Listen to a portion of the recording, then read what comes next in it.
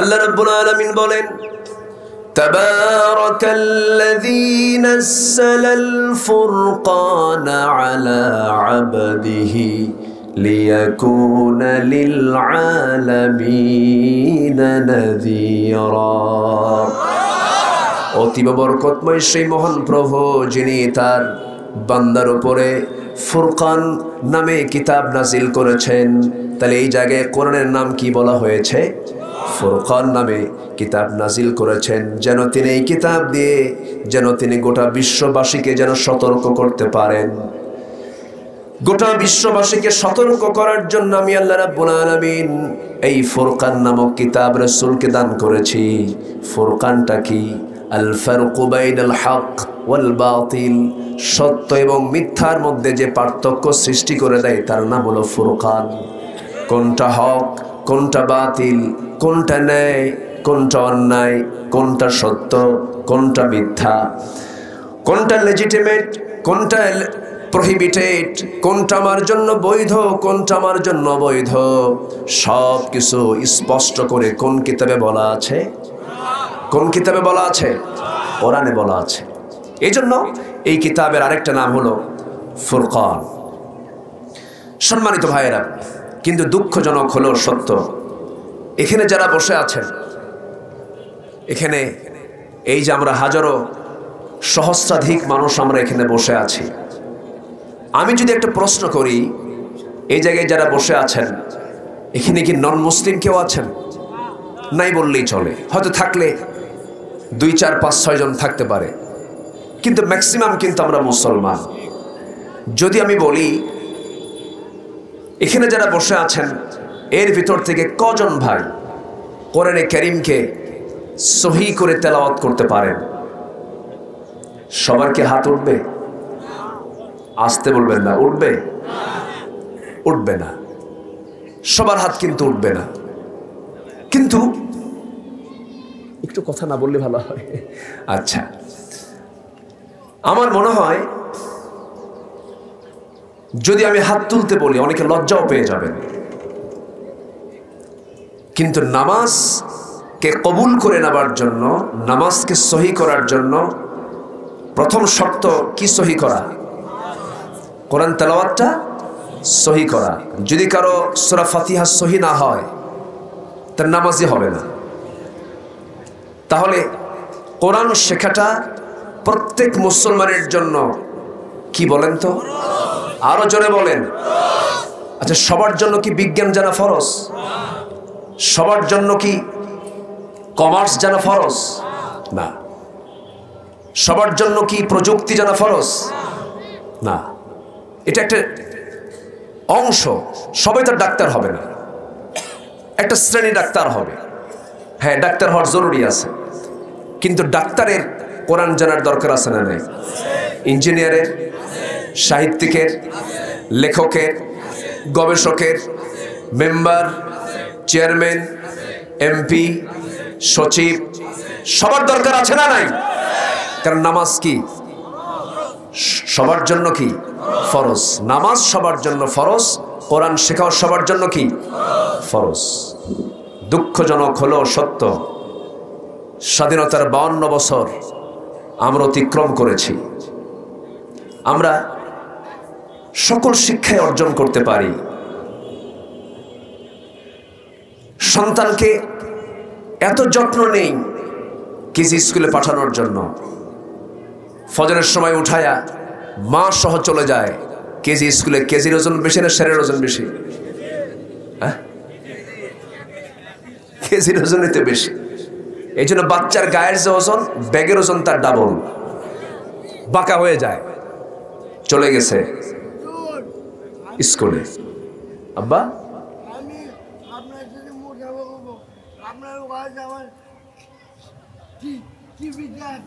ও আচ্ছা, একটু পরে তুমি বসো, এখানে বসো, একটু বসায় দেন তো পিছনে, কোনো কথা বলো না। জি, সে অনেক সহজ সরল, সাদা মাঠা। জান্নাতে বাঁকা মানুষ জান্নাত পাবে না, সহজ সাদা মাঠা মানুষ জান্নাত পাবে। বলি আলহামদুলিল্লাহ।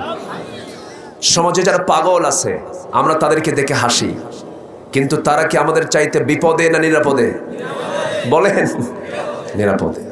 আমাকে বলতেছে হুজুর আমি আপনার খুব ভক্ত, আপনার ওয়াজ শুনি, আপনাকে দেখি প্রতিদিন, প্রতিদিন কয় প্রতিদিন দেখি, আপনার সঙ্গে আমি একটু মুসাফা করব।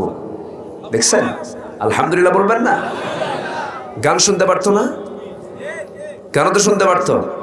জি আল্লাহ তুমি তাকে সুস্থ করে দাও, জোরে বলি আল্লাহুম্মা আমিন। সম্মানিত ভাইয়েরা, তাই হ্যাঁ, বসো বসো। আল্লাহ এদের আব্বা আম্মাকে তুমি ধৈর্য ধরার তৌফিক দাও, জোরে বলে আমিন। একটা সন্তান যে বাপ মার আছে এমন, কত যে ধৈর্য ধরতে হয়। আল্লাহ তুমি সবরে জামিল ধরার তৌফিক দাও, জোরে বলি আল্লাহুম্মা আমিন। আচ্ছা সম্মানিত ভাইয়েরা আমার দিকে তাকান। তাহলে কোরআন কি শুধু একটা সম্প্রদায়ের জন্য, একটা গোষ্ঠীর জন্য না, সবার জন্য? নামাজ কার জন্য? সবার জন্য। তাহলে সব শেখার আগে কি শেখা দরকার? তাহলে কেজি স্কুলে যে পাঠায় দিলেন ভালো কথা, সেখানে যদি কোরআন থাকে ভালো।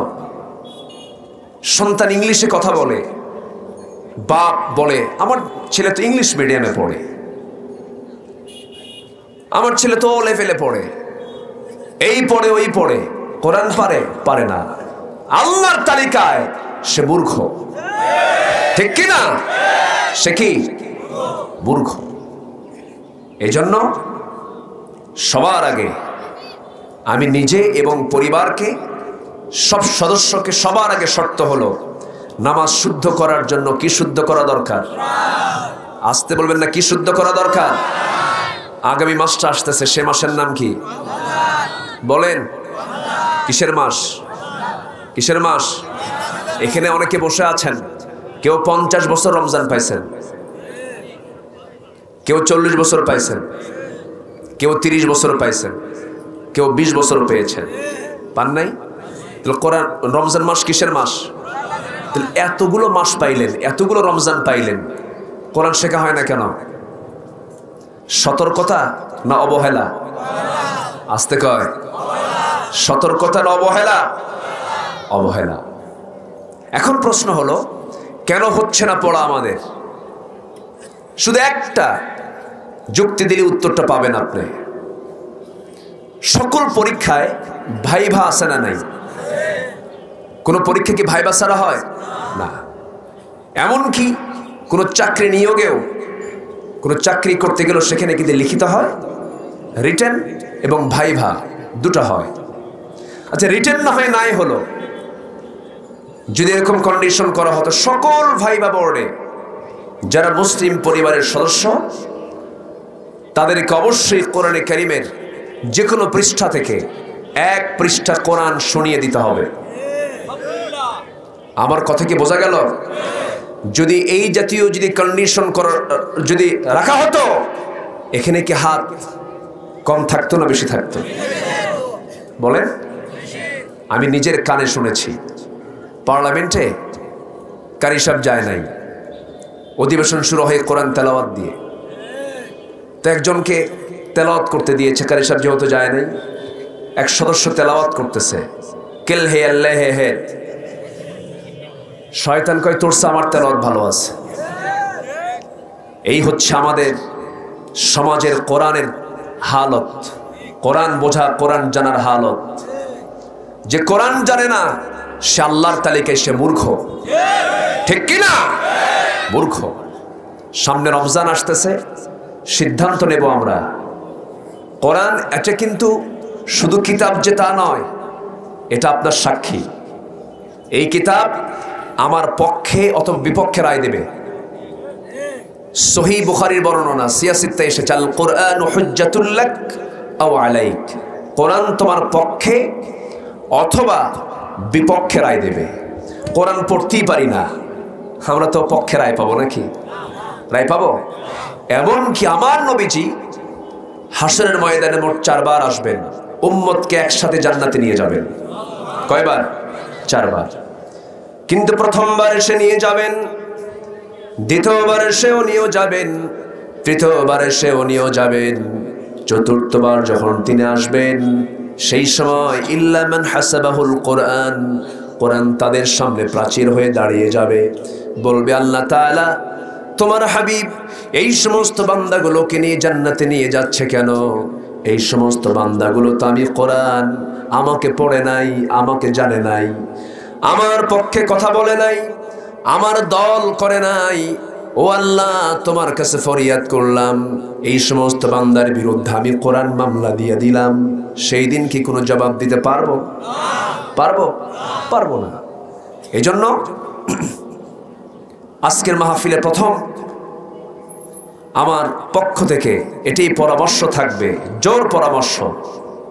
এখন থেকে রমজানের শেষ দিন পর্যন্ত আছে টোটাল কতদিন বলেন? আজকে শাবানের কয় তারিখ? 1 তারিখ। আমরা তো 1 তারিখ না, আজকে 1 তারিখ। আমরা তো মোটামুটি ইংরেজি জানি। আমি শাহবাগ মোড়ে এক রিক্সাওয়ালাকে বললাম, ভাই বিশ্ববিদ্যালয়ে যাবেন? হুজুর বিশ্ববিদ্যালয়তে চিনি না। কোথায় যাবেন? বললাম ভার্সিটি। হ্যাঁ ভার্সিটি চিনি। ভার্সিটি চেনে কিন্তু বিশ্ববিদ্যালয় চেনে না। যে আরবি মাসটা না জানলে আপনি ইবাদতের পদ্ধতি, কোন মাসে কোন বরকতগুলো আছে, আমাদের সবার আগে জানা দরকার। বাংলা হিসাব, ইংরেজি হিসাব না আরবি হিসাব? আরবি হিসাব। ইবাদতগুলো কোন মাসকে কেন্দ্র করে হয়? চাঁদকে নিয়ে হয়। এই শাবান মাসে আল্লাহ রাসূল সবচাইতে বেশি রোজা রেখেছেন রোজার মাস বাদে যে মাস, সে মাসের নাম কি? শাবান মাস। রাসূল খুব রোজা রাখতেন। আমরা এই মাসে বেশি করে রোজা রাখার প্র্যাকটিস করব। জোরে বলি ইনশাআল্লাহ। সম্মানিত ভাইয়েরা, আমি আজকে এরকম করে একটু কাটা কাটা কথাই বলতে হবে, একটু কান লাগাবেন। তাহলে আমরা কিন্তু একটা দায়িত্ব পেয়ে গেলাম। এই 60 দিনে কোরআন কি সহি করে শেখা কি সম্ভব? হ্যাঁ, অনেকে চুপ করে আছে, হুজুর কিছু কব না, পারবো না, এই বুড়া হয়ে গেছি। অসম্ভব না সম্ভব? অসম্ভব না সম্ভব? সম্ভব। এতদিন লাগবেও না। যদি আপনি প্ল্যান করেন, এর অল্প সময় হয়ে যাবে। কোরআন আল্লাহ তাআলা বান্দার জন্য কঠিন করেননি, খুবই সহজ করে দিয়েছেন। কিন্তু চাচার বয়স 60 বছর। চাচাকে যদি বলি, চাচা কোরআনটা পড়েন, কে বাবা মুখে আসে না। কিন্তু চাচাকে যখন বলা হয়, চাচা সাদুল্লাহপুরের পৌরসভার সামনে যে 10 শতক জায়গা আছে, ওই জায়গাটার দাগ নাম্বার কত? 83। দাগ নাম্বার মনে নাই? বলেন, দাগ নাম্বার মনে আছে না? দাগ নাম্বার মনে থাকলো। আবার সেই চাচা আমার গাইবান্ধারের জসকোটের বারান্দায় সকাল বিকাল সপ্তাহে 2 দিন করে ফাইল নিয়ে দৌড়াদৌড়ি করে। যখন বলা হয়, চাচা আপনি ফাইল নিয়ে এই বুড়ো বয়সে 60 বছর 65 বছর বয়স এখানে দৌড়াদৌড়ি করেন কেন? সেই সময় বলে, বাবা 10 বিঘা জমিনে গন্ডগোল, মামলা চলতেছে, উকিল বোঝে না, উকিলকে মাঝে মাঝে বুদ্ধি দিয়ে যায়। উকিলকে বুদ্ধি দেওয়ার জ্ঞানও আছে, দাগ নাম্বারও জানা আছে, সিএস নাম্বার জানা আছে, আরএস নাম্বার জানা আছে, জান্নাতের দাগ নাম্বার জানা নাই।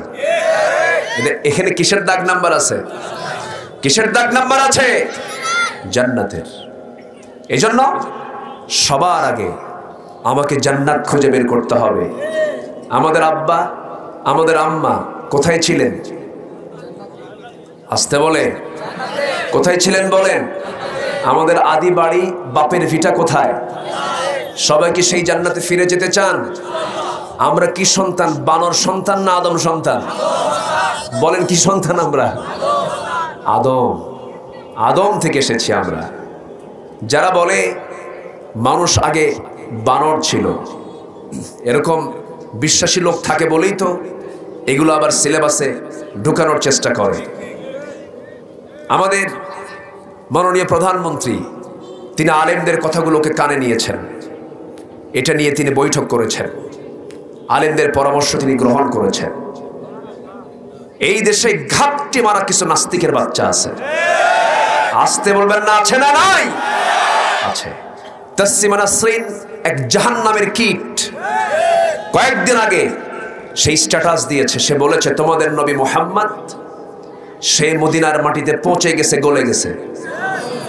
নবীদের লাশ কখনো পচতে পারে? পৃথিবীর কোনো মাটির হজম করার ক্ষমতা নাই, নবীদের লাশকে হজম করার ক্ষমতা নাই। এই জাতীয় কথা যারা বলে ওদের পক্ষে মদতপুষ্ট কিছু কুলাঙ্গার আমার দেশে আছে, আছে না নাই? ওই সমস্ত বদমাইশদের মোকাবেলা করার দরকার আছে না নাই? রাজি আছেন কারা কারা? হাত উঁচু করে দেখা।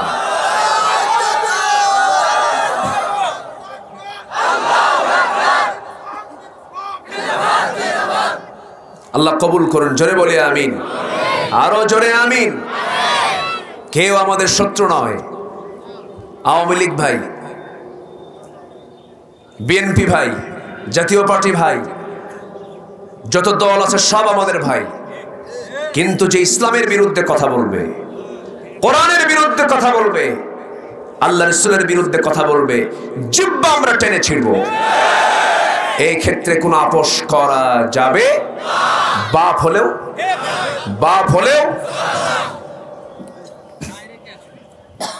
কষ্ট পাচ্ছেন? শোনেন, সব বিসর্জন দিতে পারবো, ঈমান বাদ দিতে পারবো না। ঈমান গেলে সব গেল। বংশ দিয়ে কি করবেন? কুরাইশ বংশে জন্ম নিয়ে আবু লাহাবের লাভ হয়নি। আমার নবীর বংশের নাম কি? আবু লাহাবের বংশের নাম কি? লাভ আছে? চৌধুরী দিয়ে কি করবেন? বাপ পীর ছিল, ছেলে পীরজাদা, আছে না? কিছু হইলেই আমি পীরজাদা, আছে না নাই? তো তোমার বাপ পীর ছিল, ভালো কথা। তুমি পীরজাদা হয়েছো তো অহংকার করো কেন? আমি কোনো পীরকে কলঙ্কিত করছি না, আমি পীরকে মহব্বত করি, আমি পীরকে ভালোবাসি। এই কথা কেন বলতেছি? মানে হঠাৎ করে কেউ যেন আবার কোনো কাউন্টার না নেয়। আমি পীরকে মহব্বত করি। শাহজালাল ইয়ামিনী শুয়ে আছেন, শাহ মাকদুম শুয়ে আছেন, শাহ পরাণ শুয়ে আছেন। এদেশে ইসলাম ঢুকেছে এই সমস্ত বড় বড় পীর আউলিয়াদের মাধ্যমে। খাজা মঈনুদ্দিন চিশতি রহমাতুল্লাহ আলাইহি শুয়ে আছেন, সমস্যা নাই। কিন্তু খাজার নাম করে গাঁজা খাবা? খাজা দিল কর তাজা, ইসমে জালাল, গাজার কলকি খাওয়া হালাল। বদমাইশরা পাইছে কি এগুলো? আছে না নাই? আচ্ছা, মাস 7 আগে আমার এক মাহফিল ছিল চট্টগ্রাম। আমি ডোমেস্টিক এয়ারপোর্টের ডোমেস্টিক সাইডে বোর্ডিং পাস নিয়ে আমি ভিতরে ঢুকবো, বসবো, বসার জায়গা পাচ্ছি না। এখন যেখানেই যাবেন আপনি, পুরুষের আনাগোনা বেশি না মহিলার আনাগোনা বেশি? সব জায়গায় গায়ে কাপড় চোপড় আছে, কাপড় চোপড়ও থাকা লাগে না তো। এখন কাপড় চোপড় খুললে নাকি আধুনিক হয়, আর কাপড় গায়ে দিলে নাকি বুড়ি হয়ে যায়। হ্যাঁ, কাপড় চোপড় না খুললে আধুনিক হওয়া যায় না। যে নায়িকা যত কাপড় খুলতে পারে তাকে বলা হয় সাহসী অভিনেত্রী। যেরকম নাউজুবিল্লাহ, এরকম বদমাইশিগুলো আছে না নাই? তাই ভিতরে ঢুকে বসার জায়গা পাচ্ছি না, বসবো কোথায়? সামনের দিকে দেখি যে একটা কোনায় দেখি একজন হুজুর বসে আছে, মাথায় টুপি দেওয়া। আব্বু তুমি এইদিক হও, মানুষ দেখতে পাচ্ছে না। হ্যাঁ, তো ভাবলাম যে তাহলে হুজুরের পাশে আমিও টুপিওয়ালার পাশে গিয়ে বসলাম। বসে সালাম দিলাম। সালামের কোনো উত্তর ভালোভাবে পেলাম না। তো বললাম, মুরব্বী আমি তো সালাম দিয়েছি, তো আপনি কেমন আছেন, আপনার পরিচয়? তুমি কথা বলতেই চাইলেন না, শেষে উনি বলেই ফেললেন রাগের ঠেলায়, আমি অমক পীরজাদা। যখন আমারে কইছে এরকম, তা আমাকে বলতেছে আবার উল্টা। আমি বলতে চাইনি কিছু। আপনি কে? তো বলে আমি হলাম নবীজাদা। কি কথা কি বুঝতেছেন? তুমি যদি পীরের ছেলের পরিচয় দিয়ে পীরজাদা হতে পারো, আমার বাপ তো আদম। আমার বাপকে উনি কি সাধারণ মানুষ না নবী? আমি তার কি সন্তান? তাহলে কি হয়? তাহলে আমরা সব কি? তাহলে আমাদের দাম কি কম? তা আমরা নিচে আসা দরকার কি? আমাদের নবী জাদা হয়ে আছে, নবীর বাপ হয়ে তো লাভ নাই। নবীর বাপ আজর, নবীর বাপ কি আজর, জান্নাত না জাহান্নাম? নবীর ছেলে হয়ে তো লাভ নাই। নূহের ছেলেকে কেনান, জান্নাত না জাহান্নাম? লাভ কি? লাভ হবে ঈমান, লাভ হবে কি ঈমান। আমার ঈমান টানবো ভালো করে, জোরে বলি ইনশাআল্লাহ। তাহলে ঈমান যদি পাকাপোক্ত করতে হয়, কোরআনটাকে শেখা কি করতে হবে? পাকাপোক্ত। কি বলেন বলেন?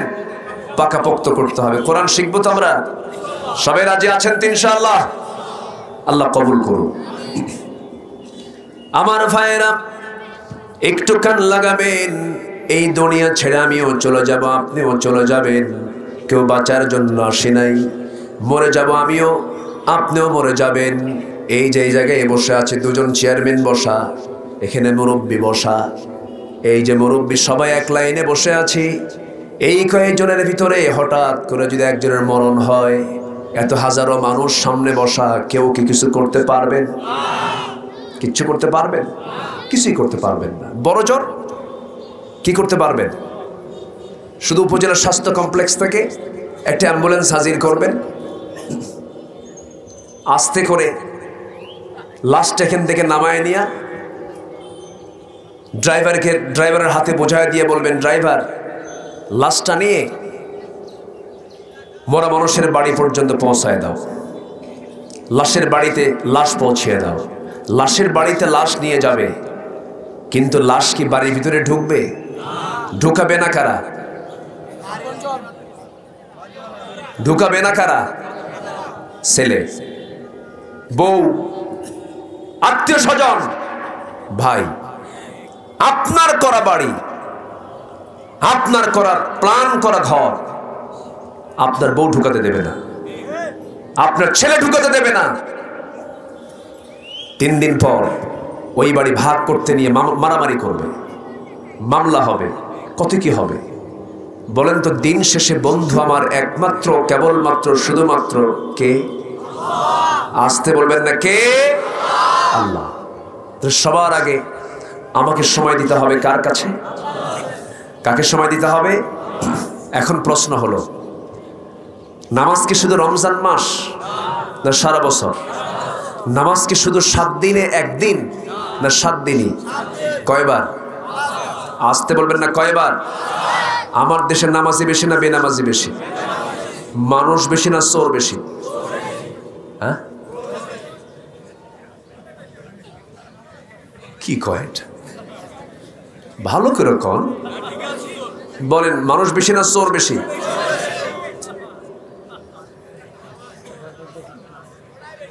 আবার বলেন, মানুষ বেশি না চোর বেশি? হ্যাঁ, একজন জবাব দিয়েছে, যে আল্লাহকে ফাঁকি দিতে পারে তার চেয়ে বড় চোর আছে? যে নামাজের মতো একটা বড় হুকুমকে বাদ দেয়, তার দ্বারা কি জনগণের সম্পদ চুরি করার সম্ভাবনা আছে না নাই? আসতে বলবেন না আছে না নাই? আছে। এদেশের স্বাধীনতার স্থপতি বঙ্গবন্ধু শেখ মুজিবুর রহমান দেশ স্বাধীনের পর আফসোস করে কিছু কথা বলেছিলেন। তিনি বলেছিলেন, মানুষ দেশ স্বাধীন করে পায় তেলের খনি, গ্যাসের খনি, স্বর্ণের খনি, আমি পাইছি চোরের খনি। আমার ডানে চোর, বামে চোর, সামনে চোর, পিছনে চোর, সব চাটার দল, চারটা চুট্টা খাইয়া ফালায় দেয়, কিছুই রাখে না। এগুলো আমার কথা নয়। চোরের খনি, এই কথাটা কি আমার না নেতার? বলেন। উনি তো, আমি তো কম কইছি, উনি আরো বেশি বলে গেছেন। চোরের খনি। মসজিদে গেলে, শহরের মসজিদগুলোতে নতুন জুতা হাতে নিয়ে গেলে নামাজের টেনশন কম থাকে না বেশি থাকে? যদি জুতা কোনো মতো পিছনে রাখেন, সেজদা দেওয়াই কঠিন। সেজদা দিয়ে কবেন, জুতা আছে তো, জুতা আছে তো, ভালো হলাম কোথায়? মুসলমান তো তাকে বলে যার সামনে বিশাল কোটি টাকা পড়ে থাকলেও সে তার দিকে ছোঁবে না। এটাই হচ্ছে আমানত, এটাই হচ্ছে ঈমান। কোথায়? অন্যের সম্পদ মেরে খাওয়াটাই আমাদের যোগ্যতা। বনের টাকা, বনের সম্পত্তি মেরে খাওয়া ভাই আছে না নাই? বেশি বলতে পারবেন চেয়ারম্যান সাহেব। মিটিং করে, দরবার করে, বনরা চেয়ারম্যানের কাছে গিয়ে বলে ভাইরা আমাদের সম্পদ বুঝায় দেয় না। এদিকে ভাইরা এসে বলে চেয়ারম্যান সাহেব এনিওয়ে জায়গা কিন্তু দেব না। আছে না? আসতে বলে, আছে না নাই? এইদিকে ওই ভাই কপাল কালো বানাইছে, ট্রিপল হাজি। আছে না নাই? 3 বার হজ করছে পর পর, বোনকে সম্পদ বোঝায় দেয় না। শোনেন, এই সময় কি উঠবেন না, উঠলেই ভাববো ওটা বোনের সম্পত্তি মেরে খেয়েছে। বসেন, আরো কিছু কথা আছে তো। ওয়াজ তো অনেক শোনেন আপনারা, আমাদের রোগগুলো একটু আমরা ধরে নিই, এগুলো সংশোধন হওয়া দরকার। আরেকটা কানে কানে একজন কথা বলছে, ওটা বলবো। কি যেন বলছে, একজন বলে গেছে হুজুর ওই বিষয়ে একটু কথা বলবেন। একজন ভুক্তভোগী এই কথা বলেছেন। আমাদের কাছে তো অনেক কিছু আসে, অনেক বোনের চোখের পানি ভাইদের জন্য। একই মায়ের সন্তান, এক যুগ চলে যায়, সম্পদ বুঝে দেয় না। কোথায় যাবা তুমি? তুমি এই সম্পদ নিয়ে কোথায় যাবা? কোথাও তোমার জায়গা হবে না। এক যুগ চলে যায়, আবার চালাকি করে জানেন, বোনটাকে দাওয়াত দেয়, বছরে 2-3 বার দাওয়াত দিয়া দই মিষ্টি পোলাও জর্দা বিরিয়ানি যা কিছু আছে সব খাওয়ায় দিয়া পাশে বসায় বলে বোন রাগ করো না, একটা কথা বলি, অংশ নিলে কিন্তু ধ্বংস হয়। দেখছেন কি ওয়াজটা দিয়ে দিল? এটা কি কোরআন থেকে ওয়াজ না শয়তান থেকে ওয়াজ? এগুলো করার বন্ধ করতে হবে। আমরা যার যা হক বুঝাই দেব, জোরে বলি ইনশাআল্লাহ। সূরা নিসার একটা আয়াত আছে হক সম্বলিত, একটা আলোচনাও আছে। ওয়া'বুদুল্লাহ ওয়া লা তুশরিকু বিহি শাইআন ওয়া বিল ওয়ালিদাইনি ইহসানান। তোমরা কি করো? 1 নাম্বার কার হক আদায় করো? আল্লাহর হক 1 নাম্বার হলো 5 ওয়াক্ত নামাজ। সবাইকে আদায় করতে রাজি আছেন? 5 ওয়াক্ত নামাজ পড়বেন। কার একটা হাত তুলে দেখেন তো দেখি। জোরে বলি ইয়া আল্লাহ, আরো জোরে ইয়া আল্লাহ। আমাদেরকে 5 ওয়াক্ত সালাত আদায় করার তৌফিক তুমি আল্লাহ দিয়া দাও। জোরে বলি আমিন, আরো জোরে আমিন। হাত নামা। নামাজ পড়বো কি দিয়া? বলেন কি দিয়া? আগে কি বললাম? রমজান মাসে আছে কয়দিন? মোট 60 দিন। সেটা কি সম্ভব হবে না? হবে। নামাজ পড়বো। আমি আজকে আপনাদের কিছু প্যাকেজ দিয়ে যাই, জান্নাতের প্যাকেজ। কিসের প্যাকেজ বলেন? জান্নাতের কিছু প্যাকেজ দিয়ে যায়। দেখেন না মাঝে মাঝে মোবাইল কোম্পানি মাঝে মাঝে অফার দেয় না? এত টাকা তুললে এত টাকার এমবি জিবি কি জানি কয় ফ্রি দিয়ে দেয়। যুবকরা মোবাইল তো ভালোই চালাও। চুয়াডাঙ্গা মাহফিল, আমার চুয়াডাঙ্গা খেতে বসছি, বাড়িওয়ালা বলে হুজুর আমার বাড়িতে চুয়াডাঙ্গা, আমার মেয়েকে বিয়ে দিয়েছি, হুজুর দোয়া করবেন। কোথায় বিয়েছেন? বলতেছে হুজুর ঠাকুরগা। তো বললাম চুয়াডাঙ্গার মানুষ ঠাকুরগা দিলেন বিয়া 400 মাইল দূরে, ঘটনা কি? এই বিয়ের ঘটক কে? হুজুর মোবাইল। ওই যে এমবি ফ্রি। কি ফ্রি? MB free. ঠাকুরগা চলে গেছে। হুজুর 3টা দিন কোনো খোঁজ খবর নাই, মেয়ে মানুষ, আমি মেয়ের বাবা, কিছু বলতেও পারি না। 3 দিন হঠাৎ করে 3 দিন পর আমার মোবাইলে রিংটোন বেজে উঠলো। বলতেছে বাবা আমি তোমার মেয়ে বলছি, আমরা খুব ভালো আছি। আমি না, আমরা। বুঝতেছেন কি আপনারা? আচ্ছা, আমরা খুব ভালো আছি, সকল কাজ সম্পূর্ণ হইয়া গিয়াছে।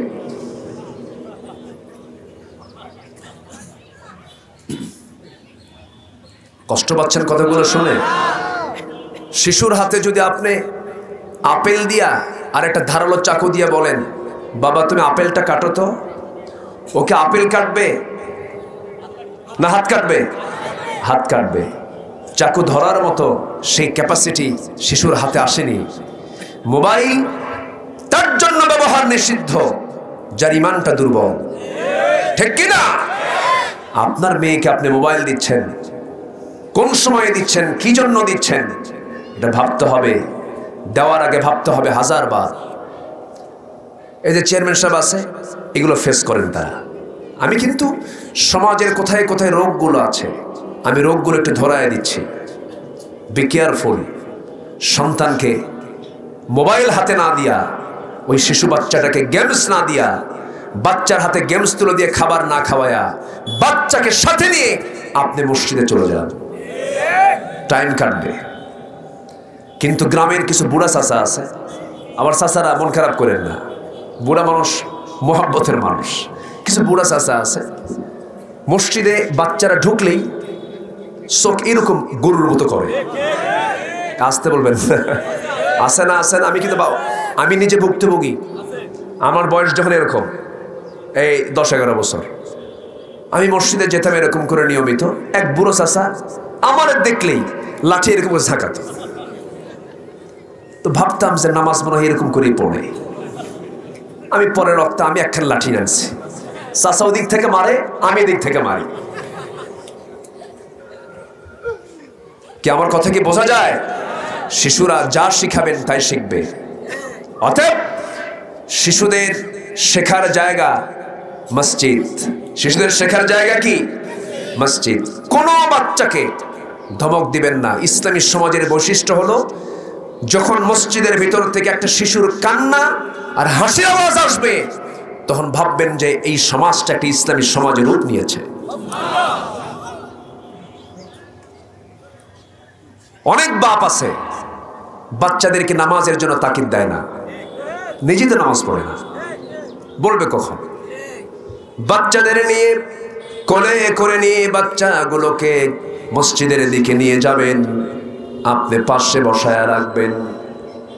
আপনার ছেলে হাঁটবে, আপনার ছেলে মুস্কি মুস্কি হাসি মারবে, আওয়াজ দিয়ে হাসবে।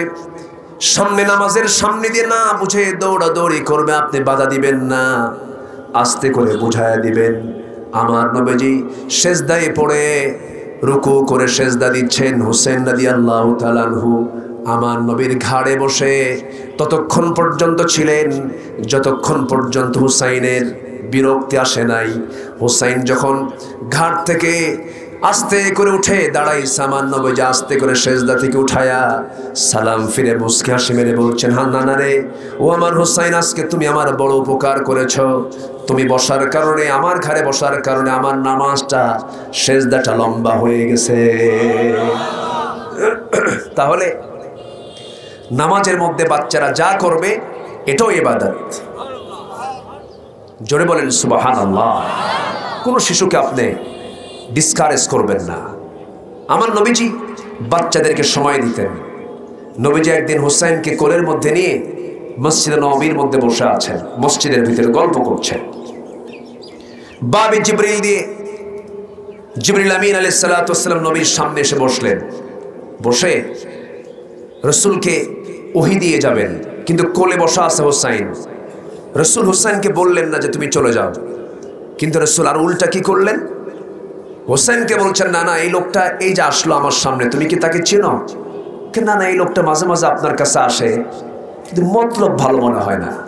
কেন, কি হয়েছে? এই লোকটা মাঝে মাঝে আপনার কাছে আসে, কিন্তু সালাম কালাম ঠিকই দেয়, চেহারাও সুন্দর, মাশাআল্লাহ ভালো আছে, কিন্তু কোন সাহাবী আপনার কাছে আসতে পরে কেউ খালি হাতে আসে না, কেউ হাদিয়া তোহফা নিয়ে আসে, খেজুর, আঙ্গুর, বেদেনা, উটের দুধ, উটের গোশত নিয়ে আসে।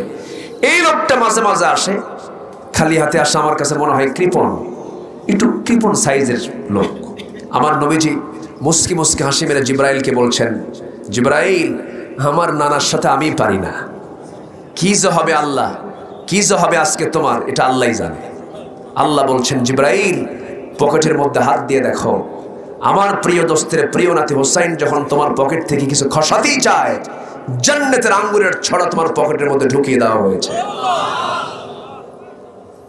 আঙ্গুরের ছড়া ঝুলায় রাখছেন সামনে বের করে জিবরিল।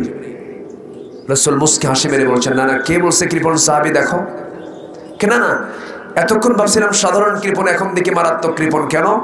পকেটে আঙ্গুর থুই আঙ্গুর বের করে না। সুবহানাল্লাহ বলবেন না? বিশ্বনবী মসজিদের মধ্যে শিশুদেরকে নিয়ে এই ঘন্টার পরে ঘন্টার সময় দিয়েছেন। তাহলে আমাদের শিশু প্রীতি আমাদের মধ্যে থাকার দরকার আছে না নাই? আমার নবীজি সাহাবে কেরামকে নিয়ে খুতবা দিচ্ছেন। মসজিদে নববীর দরজার সামনে এক সাহাবী পাহারা দিচ্ছেন। এই হুসাইন নবীর সঙ্গে দেখা করার জন্য যাবেন। সাহাবী বলতেছে তুমি এখন যেতে পারবে না। হুসাইন বলে আমাকে যেতে দিবেন না? না। কেন আমাকে যেতে দিবেন না? কেন? রাসূল এখন গুরুত্বপূর্ণ খুতবা দিচ্ছেন। তাই যদি হয় আমারও একটা প্রস্তাব আমি আপনাকে দিলাম, কি তোমরা যে নবীর কথা বসে বসে শোনো সেই নবীর চাইতে আমি হুসাইন 1000 গুণে বড়। যাও। এমন প্যাঁচ মারছে সাহাবীর মাথা ঘুরে উঠছে, ভয়ে দরজা খুলে দিছে। নবীর সামনে গিয়ে দাঁড়ায় আছে। রাসূল বলছেন না না, তোমার মনটা খারাপ কেন? তোমার মন খারাপ হলে তো আমারও মন খারাপ হয়। হুসাইন বলছে না না, আমার কি কোনো দাম নাই? দরজায় লোক থাকে আমাকে আসতে দেয় না। না না, আমি তোমাকে আজকে কিছু প্রশ্ন করব, সেই প্রশ্নের মূল বিষয় হলো আমি তোমার চাইতে বড়। রাসূল বললেন তুমি আমার চেয়ে বড় কেমনে? তুমি আমার নাতি, আমি তোমার নানা, বয়সে ছোট, তুমি আমার চাইতে কেমনে বড় হলে? না না, উত্তর তুমিই দিবা। আমি তোমাকে 3টা প্রশ্ন করব, বলো। তোমার সব সাহাবীকে হাজির করো। সব সাহাবীকে হাজির করা হলো। আমার নবীজি এবার বলছে না না, কি প্রশ্ন করবে বলো? বলছে না না, তুমি বলো তো তোমার কোন জায়গায় বসে আমি বেশি কথা বলি? কে বুকের উপরে? না না, তুমি শুয়ে পড়ো। রাসূল শুয়ে পড়লেন। লাফ মেরে গিয়ে নবীর বুকের উপরে বসে গেছেন হুসাইন রাদিয়াল্লাহু তাআলা। আমার নবীজি হুসাইনকে লক্ষ্য করে বলছেন না না, তোমার কি প্রশ্ন বলো?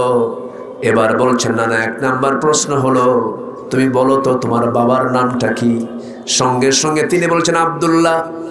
কোন বংশ? কুরাইশ বংশ। আর কিছু আছে নাকি? না। ও না না, আমার বাবার পরিচয় তোমার নিশ্চয়ই জানা আছে। আমার বাবা হলেন, তিনি মক্কার মানুষ, কুরাইশ বংশের মানুষ। আরেকটা তার গুণ হল আল্লাহ তাআলা তাকে দুনিয়ার সমস্ত কাফের বেঈমানদের জন্য সিংহ করে পাঠিয়েছেন। আমার পিতা আলী, তোমার পিতা আব্দুল্লাহকে 2 জনকে 2 পাল্লায় দিয়ে দাও। আল্লাহর কসম আমার বাবার ওজনটাই বেশি ভারী হয়ে যাবে। আমার নবীজি মুস্কি মুস্কি হাসি মারলেন। তার বিজ্ঞচিত কথা শুনে আশ্চর্য হয়ে বলছেন এত ছোট মানুষের ভিতরে এত বড় জ্ঞান। এবার বলছেন না না, আর কি প্রশ্ন বলো তো? এবার বলছে না না, বলো তো তোমার মার নামটা কি? রাসূল বলেন আমার মার নাম আমেনা। বাড়ি কোথায়? বাড়ি হলো মদিনা। আচ্ছা, আর কি কোনো পরিচয় আছে? না। ও না না, তুমি কি জানো? অবশ্যই জানো। আমার মার পরিচয়টা কি? আমার মা হলো তোমার দেহের টুকরা, আমার মা হলো তোমার রক্ত, যাকে না দেখলে তোমার ঘুম হয় না। জান্নাতের সমস্ত রমণীদের সর্দারিনী, খাতুনে জান্নাত মা ফাতিমা। আমার মা ফাতিমা 1 পাল্লায়, তোমার মা আমেনা 1 পাল্লায়। আল্লাহর কসম আমার মা ফাতিমার ওজনটাই বেশি ভারী হয়ে যাবে। আমার নবীজি হোসেনকে জড়িয়ে ধরে চুমো চুমো দিয়ে আঁকা একা দিচ্ছেন, গোটা শরীর চুমোতে চুমোতে ভরায়া দিচ্ছেন। এবার বলছেন না না, বলো তো নাম্বার 3 প্রশ্ন কি তোমার? এবার বলছেন নাম্বার 3 প্রশ্ন হলো না না, তুমি বলো তো তোমার নানার নামটা কি? আমার নবীজি কেঁদে কেঁদে বলছেন আমার নানার নাম হলো ওহাব জোহরি। বাড়ি তার কোথায়? বাড়ি তার মদিনায়। কি করতেন? ব্যবসা করতেন। ও না না, তোমার কাছে আমি আসতে চাই। আমার কি কোনো দাম নাই? আমার নানাকে, আমার নানা হলেন সকল নবীদের সর্দার, যার পেছনে পৃথিবীর সমস্ত পয়গম্বর আমার নবীর ইক্তেদা করে নামাজ পড়েছেন। মেরাজে, ইসরায়ে, বাইতুল মুকাদ্দাসে সমস্ত নবী কার পেছনে নামাজ পড়েছেন? আমার নবীর পেছনে। আমার নানা তো সেই নানা যিনি হলেন সর্বকালের, সর্বযুগের সর্বশ্রেষ্ঠ মহামানব রাসূল আকরাম নবী মুকাররম জনাবে মুহাম্মদুর রাসূলুল্লাহ সাল্লাল্লাহু আলাইহি সাল্লাম, নানা আমার নানাকে এক পাল্লায় দাও, তোমার নানাকে এক পাল্লায় দাও, তুমি বলো কার নানার ওজনটা বেশি। আমার নবীজি হুসাইনকে চুমো এঁকে দিয়ে বললেন, নানা আজকে আমি নবী হবার পরও আমি তোমার কাছে যুক্তির কাছে হেরে গেলাম। জোরে বলেন সুবহানাল্লাহ। শিশুদেরকে সময় দেওয়ার দরকার আছে না নাই? সব শিশুকে নিয়ে আজান হলে কোথায় যাব? আস্তে বলে কোথায় যাব? মসজিদে যাব। পরিবারটাকে জান্নাত বানাই, পরিবারটাকে জান্নাত বানাই, পরিবারটাকে নাটকের থিয়েটারের মঞ্চ না বানাই। ওই সমস্ত এলইডি, ওই সমস্ত কলকাতার নাটক, ওই সমস্ত বাজে কোনো ফিল্ম পরিবারকে দেখিয়ে পরিবারকে নষ্ট না করি। আমাদের খেয়াল রাখার দরকার আছে না নাই? আসতে বলবেন না, আছে না নাই? আমরা খেয়াল করব। জোরে বলি ইনশাআল্লাহ, আরো জোরে বলি ইনশাআল্লাহ। সম্মানিত হাজিরিন, আজকের মাহফিলের যিনি সার্বিক পৃষ্ঠপোষকতায় আছেন আমার ভাইজান, অনেক কষ্ট করে আজকের মাহফিলটার আয়োজন করেছেন। আমরা খুশি হয়েছি তো নাকি? সবাই খুশি হয়েছে তো? আল্লাহ তুমি মাহফিলকে কবুল করে নাও। জোরে বলি আমিন। আমি সূরা ফুরকান থেকে যেখান থেকে কথা বলতে চাচ্ছিলাম, শুধু জাস্ট সেখানে টাচ দিয়েই আমি আমার আলোচনা শেষ করতে চাচ্ছি। সূরাটার নাম যেন কি বলেছিলাম? সূরাতুল ফুরকান। শেষ রুকুতে আল্লাহ তাআলা আগে প্রথমে আল্লাহর পরিচয় দিয়েছেন। সেই আল্লাহ বরকতময় প্রভু, যিনি আকাশ বানিয়েছেন, আকাশে গ্রহরাজি বানিয়েছেন এবং সেখানে রেখেছেন সূর্য এবং চাঁদ। আল্লাহু আকবার বলেন। এই পরিচয় কি পৃথিবীর কেউ দিতে পারবে? এরপরে বলছেন তিনি সেই মহান প্রভু, ওহুয়াল্লাযী জাআলাল লাইলা ওয়ান নাহারা খিলফাতান লিমান আরাদা আন ইয়াযাক্কারা আও আরাদা শুকুরা। তিনি সেই মহান প্রভু যিনি রাতকে দিনের স্থলাভিষিক্ত করেছেন। রাতের মধ্যে দিন ঢুকান কে? জোরে বলবেন। রাতের মধ্যে দিন ঢুকান কে? দিনের মধ্যে রাত ঢুকান কে? এখানে কি জো বাইডেনের হাত আছে? ভ্লাদিমির পুতিনের হাত আছে? নরেন্দ্র মোদীর হাত আছে? তো পরাশক্তি বলি কেন? কিসের শক্তি এদের? কোন শক্তি আল্লাহর শক্তির কাছে কিছু না। ফেরাউন টেকে নাই, নমরুদ টেকে নাই, কোন জালিমরাও জমিনে টিকবে না। জোরে বলি ইনশাআল্লাহ। সম্মানিত ভাইরা, এরপরে আল্লাহ তাআলা বলছেন আমার যারা কাছের বান্দা হবে তাদের আমি কিছু গুণ দেখতে চাই। নাম্বার 1, আমরা হব উগ্র না বিনয়ী? এক নাম্বার কি হব আমরা বলেন? বিনয়ী। ওয়া ইবাদুর রহমানিল্লাযীনা ইয়ামশুনা আলাল আরদি হাওনা। নাম্বার 2, ওয়া ইযা খাতাবাহুমুল জাহিলুনা ক্বালু সালামা। আমরা যখন অজ্ঞদের সাথে জাহেলদের সঙ্গে কথা বলবো সেই সময় কি আমরা তর্ক করব না সালাম দেব? সালাম। এটা ঈমানদার বান্দাদের বৈশিষ্ট্য। নাম্বার 3, জাহান্নাম থেকে বাঁচার আকুতি করা। নাম্বার 4 হলো অপচয় না করা। নাম্বার 5 হলো, নাম্বার 6 হলো মিতব্যয়ী হওয়া। নাম্বার 7 হলো আল্লাহ ব্যতীত কাউকে না ডাকা। দরবারে যায়, মাজারে যায়, গরু নিয়া, ছাগল নিয়া, যারা গরু নেয় তারা আরেক বলদ। আছে না নাই? আচ্ছা, এগুলো করা যাবে না। নাম্বার 8, হত্যা করা। মানুষ মানুষকে যে হত্যা করবে তার জন্য জান্নাত না জাহান্নাম? জাহান্নাম। আমার দেশে হত্যা করে কি কঠিন কাজ না সহজ কাজ? সহজ কাজ। অথচ ইসলামের সবচাইতে মারাত্মক অপরাধ হলো কি? 3টা অপরাধের শাস্তি আল্লাহ তাআলা হত্যার অর্ডার দিয়েছেন দুনিয়াতে। 3টা। একটা হচ্ছে সাইয়্যিবুজ জানি, যে বিয়ে করেও জেনা করে। নাম্বার 2, জন্য কাউকে অন্যায় করে হত্যা করবে। নাম্বার 3, যে ইসলাম থেকে বের হয়ে মুরতাদ হয়ে যাবে। এই 3টা অপরাধের শাস্তি ইসলাম দিয়েছে কি? কতল। কি বলেন? কতল। এটা কার হুকুম? শরীয়তের হুকুম এটা। সেই হত্যা ঈমানদার কখনো করতে পারে না। এরকমও কুসন্তান আমার দেশে আছে। সন্তান কর্তৃক বাবা খুন। আছে না নাই?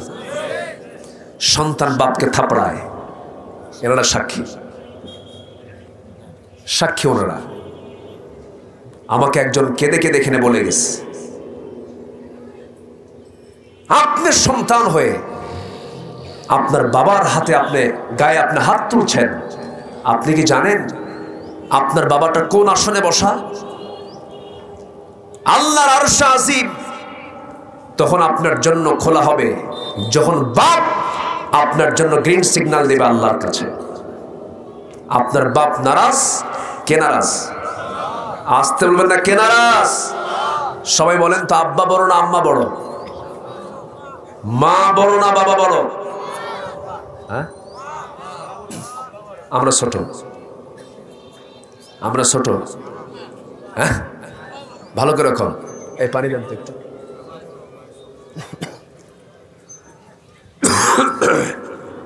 আজকে তো আমার ঠান্ডা লেগেছে খুব, একটু কষ্ট করে আপনারা শুনতেছেন কথাগুলো। আপনি বলেন তো, মা বড় না বাপ বড়? আবার বলেন না। আচ্ছা, মা বাবা দুজন নামাজে দাঁড়াইছে, জামাতে নামাজ পড়বে, নামাজটা পড়াবে কে? তাহলে ইমাম কি মুসল্লির চাইতে সম্মান কম? আসতে কয়। তাহলে ইমাম বড় না মুসল্লি বড়? কে বড়? ইমাম বড়। আচ্ছা, এই পৃথিবীতে যত নবী এসেছেন সব কি পুরুষ না মহিলা? এর মধ্যে কি দুই একজন মহিলা আছে? আচ্ছা, আরেকটা বিষয় বলি, সেটা হলো পরিবারে যদি কোনো গন্ডগোল লাগে, বাপ মা ভাই বোন একটা গন্ডগোল লাগছে, ফয়সালা করতে হবে, একটা ফ্যামিলির মূল বিচারক কে হবে? মা না বাবা? এখন বলেন, মা বড় না বাপ বড়? দেখেন দুই দিকই কয়, দুই দিকই বললেন। মানে ছাত্রকে জিজ্ঞেস করেছে ক্যাট বানান কি, CAT ক্যাট না বলে A থেকে Z পর্যন্ত বলে স্যার আপনি ঠিক করে নেন। বাবা বড়, বাবা সম্মানের দিক থেকে বড়, মর্যাদার দিক থেকে বড়, আর হকের দিক থেকে মা বড়। হকের দিক থেকে কি? মা বড়, আর মর্যাদার দিক থেকে বাবা বড়। সেই বাবা আল্লাহ কিন্তু, রাসূল কিন্তু এই হাদিসটা কখনো বলেননি মা খুশি আল্লাহ খুশি, মা নারাজ আল্লাহ নারাজ, সরাসরি এরকম হাদিস কিন্তু আসেনি। বলা হয়েছে পিতার ক্ষেত্রে পিতা খুশি আল্লাহ খুশি, পিতা নারাজ আল্লাহ নারাজ। আল্লাহু আকবার বলেন। ফ্যামিলিতে যদি কোনো গন্ডগোল লাগে, কোনো মা যদি তার ছেলেকে বলে তোর বউটা খারাপ, তুই তোর বউকে তালাক দিয়ে দে, কথাটা বুঝলেন? সাপোজ তখন সেই ছেলের দায়িত্ব হলো এই বিষয়ে তার আব্বাকে বলা, আব্বা আম্মা আমার এই জাতীয় কথা বলে, সেক্ষেত্রে আমি কি করব? সেক্ষেত্রে যদি বাবা বলে তোর মার কথার গুরুত্ব দিস না, তখন শুনবেন কার কথা? কারণ বিচারককে, আজ থেকে বিচারককে বাবা। এই জন্য অতএব আমি এখানে আমার যে আজকে ওয়াজগুলো হয়ে গেল না, ওনাদের আর দরবার টরবার করা লাগবে না যদি আমল যদি ঠিক থাকে। এগুলোই কিন্তু মেইন কিন্তু বিষয়গুলো। আমি সবার কাছে আরজ রাখবো, অংশ বন্টনে কোনো দুর্নীতি করবেন না, যার যে হক দিয়ে দিবেন, রাস্তা নিয়ে গন্ডগোল করবেন না। আপনার জমিন আপনার নয়, এই জমিনের মূল মালিক কে? একটু আপনার বাড়ির পিছনে একজন প্রতিবেশীর বাড়ি আছে, সামনে পাশে দিয়ে একটা রাস্তা, সে রাস্তার জায়গাটা আপনার, কিছু হইলেই বেড়া দেয়, এটা তো এলাকায় নাই মনে হয়, আসতে কয়। সেই বেড়া দিলেই আবার পিছনের জন ফোন দেয় চেয়ারম্যানকে, চেয়ারম্যান সাহেব এই ঘটনা এই হয়েছে। আপনি যে বেড়াটা দিলেন, আপনি যখন মরে যাবেন, আপনার সঙ্গী লাগানো প্রতিবেশী, আপনার নিজের বোন বিয়ে দিয়েছেন পলাশবাড়ি, আপনি নিজের বোন বিয়ে দিয়েছেন রংপুর, আপনার নিজের ভাই থাকে চাকরির উদ্দেশ্যে ঢাকা, আপনি অসুস্থ অবস্থায় কাতরাচ্ছেন, আপনাকে তখন উপকার করার জন্য আসবে কে? আসতে কয় কে আসবে? এটা কি মনে রাখার দরকার আছে না নাই? এই জন্য রাসূল বলেছেন, আমার উম্মতের যদি কষ্ট না হতো, প্রতিবেশীর জন্য আমি সম্পত্তির ওয়ারিস আমি বানায় দিতাম। যে প্রতিবেশী হবে সে সম্পত্তির ওয়ারিস হবে।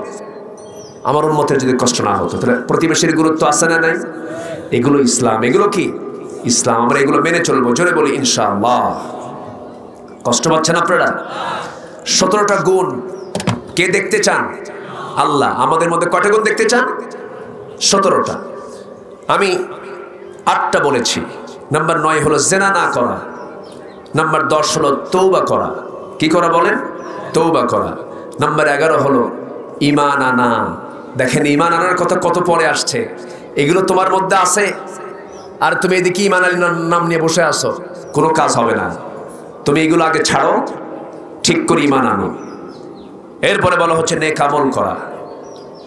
নাম্বার 13 হলো মিথ্যা সাক্ষী না দেওয়া। মিথ্যা সাক্ষী তো সাদুল্লাহপুরে নাই, আছে? এগুলো দেওয়া যাবে না। অনর্থক কথা কাজকর্মকে এড়িয়ে চলা। আল্লাহর স্মরণে অন্ধ বধিরের মতো না থাকা। অন্ধ থাকা যাবে না, বধির থাকা যাবে না, সবসময় জিকির থাকতে হবে কার? আল্লাহ তাআলা। নাম্বার 16 হলো পরিবারকে শুধু বড় করলেই হবে না, পরিবারের জন্য কিছু দোয়াও করতে হবে। সেই দোয়াটা হলো কি? সবাই বলেন রব্বানা হাব লানা মিন আজওয়াজিনা ওয়া যুররিয়াতিনা কুররাতা আ'য়ুনি ওয়াজআলনা লিল মুত্তাকিনা ইমামা।